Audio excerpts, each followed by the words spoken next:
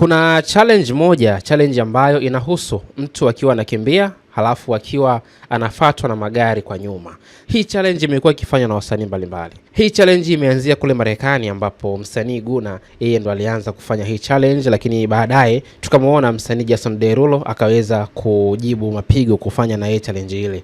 Challenge ambayo ilifika katika mipaka ya Tanzania na tuliweza kuona msanii Harmonize na yeye aliweza kufanya challenge yake kwa kuweza kukimbia barabarani huku akiwa anafuatwa na magari yake ambayo anayamiliki. Challenge ambayo unakimbia kidogo alafu baadaye kuna kitu unachukua, either utachukua kinywaji utakunywa alafu utarudisha kwenye gari. Lakini kwa upande wa Harmonize alichukua taulo akajifuta alafu then akarudisha kwenye gari nyingine ambayo hakuchukua taulo ile. Nadhani tunakwenda sawa mpaka hapo. Sasa challenge hii imetoka Tanzania na sasa imehamia kwa majirani zetu Kenya, na hapa tunakutana na mke wa Bahati anaitwa Diana Marwa. Yeye pia ameweza kujibu mapigo na yeye kuweza kushare challenge ambayo ikimuonesha akiwa barabarani anakimbia na yeye alafu anachukua kinywaji, anakunywa, anarudisha, alafu pande mwingine anakwenda anachukua pia taulo analitumia na aweza pia kulirudisha. So kwenye posti ambayo ameshare kupitia ukurasa wake wa Instagram, Diana Marwa ameambatanisha video hiyo na chapisho ambalo akiandika ya kwamba sitaki kuitwa bibi ya tajiri, mimi ndo tajiri, call me Auntie Mado.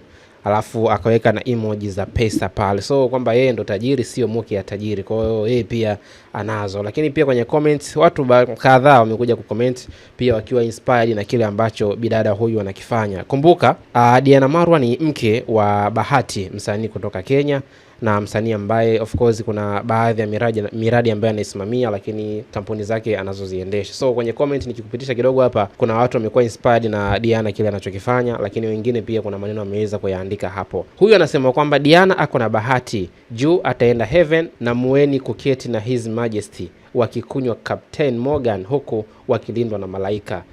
Kwa lugha ya Kikenya hiyo, lakini akiwa na maana ya kwamba anaona bahati ya Diana itampeleka mbinguni akiweza kukaa na malaika wakinywa kinywaji. So wanatafuta msichana atanivumilia kidogo, tufungue kampuni ya beti aone akifanya na hii challenge. So huyu amesema kwamba naye atatafuta msichana wa supportiane aweze kufungua kampuni ya kubashiri. Tajiri, si ungetoa shati kidogo kwani husikii joto?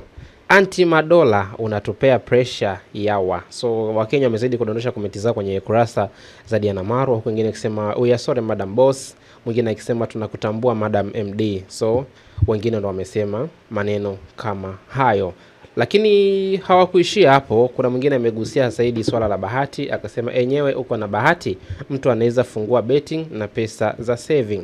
Kwa hizo ni komenti ambazo watu wamecomment kupitia kurasa ya Instagram ya Diana Marwa, sehemu ambako kwenye video ambayo aliposti, video ambayo unaiona hapo, yeye ameposti kupitia kurasa yake ya Instagram akionyesha namna ambavyo anakimbia akiwa amewekwa pembeni kuna gari ambazo ziko pale anazifuata, na kwenye andiko ambalo limeandika ni kwamba hizo mali ni za kwake, sio za mume wake. So labda ni sehemu ya utani ama ni ukweli, mimi na wewe hatujui. So hii ni Sawasawa Digital, tuendelee kukaa karibu na Sawasawa ili kuweza kupata taarifa punde tunapokuwa tumekiwekea, lakini cha msingi ni kusubscribe channel yako ya Sawasawa kama bado, lakini hakikisha unagusa ama unawasha ile alama ya kengele pale juu ili uweze kupata taarifa punde tu tunapokuwa tumekuwekea.